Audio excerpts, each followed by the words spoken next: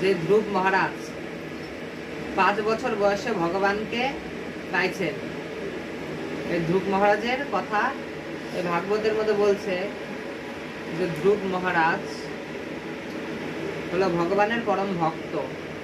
তার পিতা হলো উত্তানপাদ, উত্তানপাদের পুত্র হলো এই রাজা ধ্রুব। সে ধ্রুবকে তার বিমাতা মানে তার সৎমা, সেই উত্তানপাদের 2টা স্ত্রী সুনীতি আর সুরুচি। সুনীতি মানে যার নীতিগুলো হলো সুনীতি, মানে তার নীতিগুলো হলো ভালো ভালো নীতি, সুনীতি। যার মধ্যে ভালো নীতি সে হলো সুনীতি, আর যার মধ্যে সুরুচি, যার মধ্যে সবকিছু রুচি, সেই সুরুচি হলো সেরকম ভালো না। এ হলো ওর সৎমা। এই ধ্রুব হলো সুনীতির পুত্র। ধ্রুবের কথা এখানে বলছে যে এই ধ্রুব হলো ভগবানের পরম ভক্ত।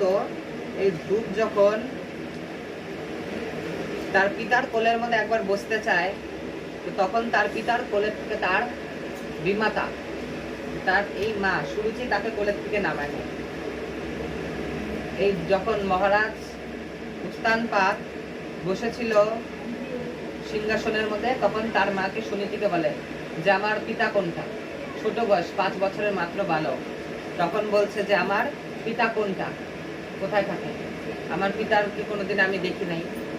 ওদেরকে আলাদা গৃহের মধ্যে, এই সুরুচি বড় স্ত্রী প্রথমে কোনো সন্তান যখন হয় না, তখন তারপরে এই দ্বিতীয় স্ত্রীর সঙ্গে রাজা উত্তানপাদ বিবাহ করছে।